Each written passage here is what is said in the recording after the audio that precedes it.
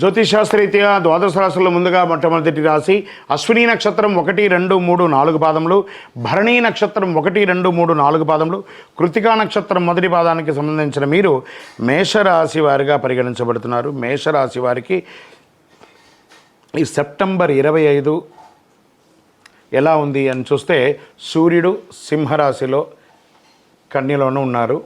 September 17 తర్వాత అంగారకుడు కర్కాటక రాశిలో ఉన్నారు, సింహంలోనూ ఉన్నారు.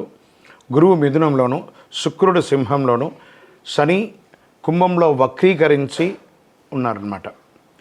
ఇది యొక్క ఫలితం ఎలా ఉంటుందంటే వృత్తి వారిగా తీసుకుంటే ఉద్యోగస్తులకి, ఐటీ నాన్ ఐటీ ఉద్యోగులకి ప్రమోషన్స్ అండ్ కొత్త ప్రాజెక్టులు వచ్చే అవకాశాలు ఉన్నాయి. ప్రభుత్వ ఉద్యోగాలకి పై అధికారుల యొక్క సహకారం ఉంటుంది, పనిచేస్తున్నటువంటి వారితో కూడా సహకారం ఉంటుంది, కానీ స్ట్రెస్ కూడా ఉంటుంది.